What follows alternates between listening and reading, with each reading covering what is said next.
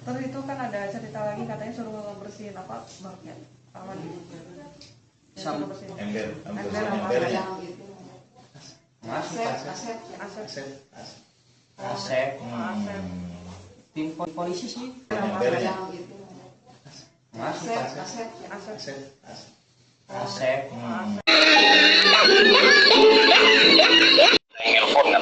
Yang telepon Pak Kades tanggal 19 sebelum Pak Mul ke TKP. Ada yang telepon itu anggota. Nelponnya begini nih. Pak Kades, ternyata mobil Yaris tuh nggak dikunci. Loh gitu? Iya. Lalu menelepon kepada Lurah Saudara Indah Jena, Bang Amang mohon izin dititah nguras deui bak di TKP. Lalu Saudara Indra Jena menjawab, sok we di ditu aya danu nu ngajagaan. Ya kan? Salam keadilan, salam sehat, salam kehidupan. Sahabat-sahabat AK, itulah video yang di-up oleh channel Misteri Mbak Suci sekitar bulan Oktober, sahabat-sahabat AK. Cikal bakal cerita masuk kamar mandi Banpol. Pemahaman. Berarti peristiwanya tanggal 19 Agustus sudah terjadi. Kita cross check tentang fakta persidangan. Coba lihat di sana. Seakan-akan mereka tidak paham.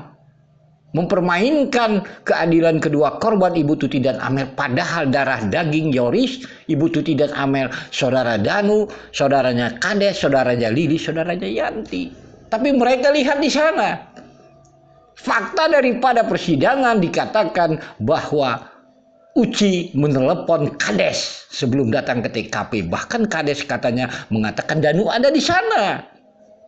Kan seperti itu. Lalu sahabat-sahabat akal, tidak terlepas dari itu keterangan Kani Taryono. Dia datang ke TKP melihat mobil Yaris. Kan tidak terkunci. Itulah jalur ceritanya nanti diserahkan kepada Yoris. Tetapi apa yang terjadi kala itu? Karena ada cerita Danu masuk TKP, dibuatlah cerita baru.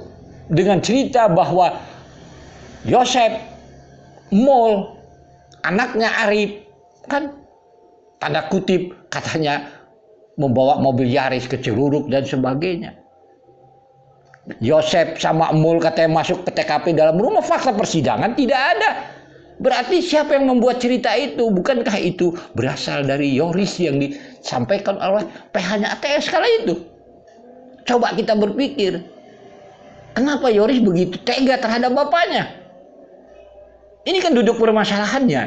Kenapa dia tega kepada bapaknya mengatakan, ya seperti di cerita ATS itu, mobil dibawa ke Ciluruk lah, bapaknya masuk ke dalam rumah dengan Mul dan sebagainya. Padahal tidak. Kenapa? Untuk mengcounter ini yang namanya Danu masuk TKP. Ini analisa AK, sahabat-sahabat AK. Bahkan di sana dikatakan bahwa Asep-Asep itu berasal dari ucapan Yoris sama Lilis. Padahal tanggal 19 siapa itu Asep-Asep? Yang ada di sana adalah keterangan Kani Taryono, dia datang ke TKP.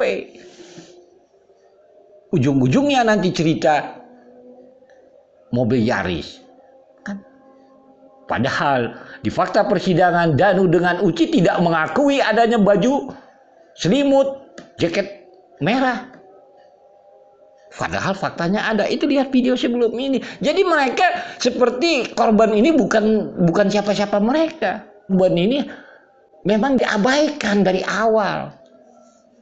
Siapapun mengabaikannya. Jadi akan tidak mau mengikuti pola permainan cara pandang mereka gitu. Kenapa? Di dalam fakta persidangan tidak terbukti Yosep, Mimin, Arigi, Abi bersama Danu. Tetapi di dalam fakta persidangan jelas keterangan saksi Waida sinkron dengan keterangan terdakwa Danu atau pelaku Danu bahwa dia bersama Waida jam 5.30.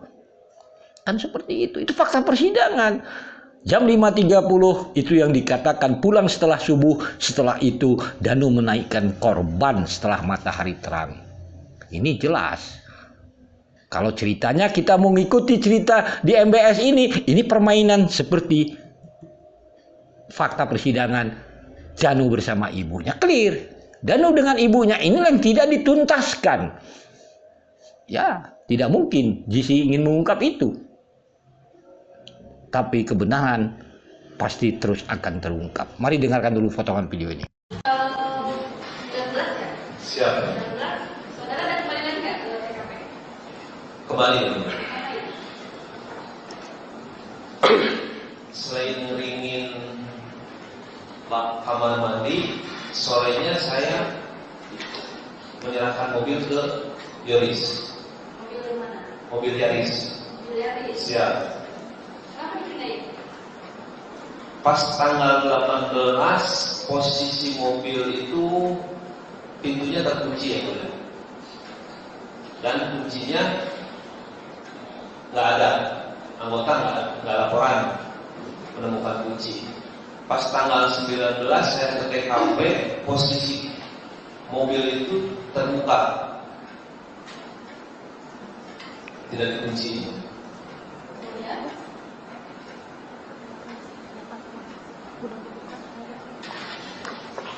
Dan saya memerintahkan anggota untuk menghubungi saudara Yoris. inisiatif siapa memindahkan Yaris itu? Inisiatif saya.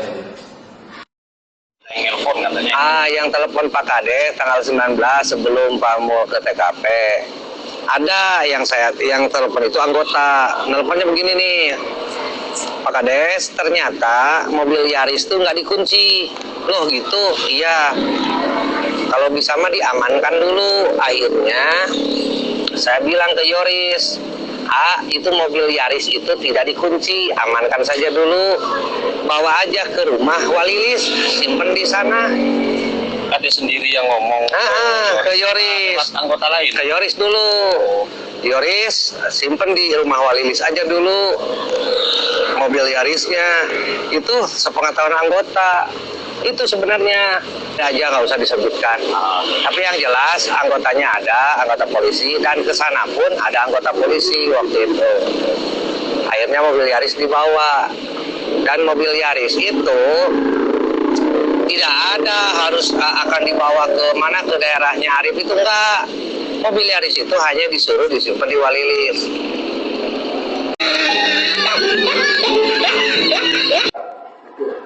Lalu saya menjawab, siapa? Tapi rada siangan. Selanjutnya setelah saya selesai beres-beres di Polsek, saya membawa kunci rumah TKP di gudang. Lalu menelepon kepada Lurah, Saudara Indah Jena, Bang, Amang mohon izin dititah nguras deui bab di TKP. Lalu Saudara Indah Jena menjawab, sok we di ditu aya Danu nu ngajagaan. Ya kan? Kemudian posisi Danu di mana? Posisi Danu ya lagi berjauh berdua, saya yang satu lagi enggak. Ya, di sebelah mana? Di juru itu di depan sekolah SMA. Berarti Bapak tahu itu siapa? Langsung tahu itu Danu. Ya kan nanyain sama Pak Jenal itu kan tahu. Pak Jainal ada di situ?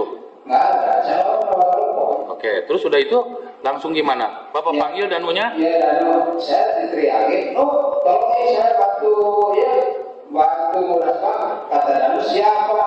Langsung Danu nyamperin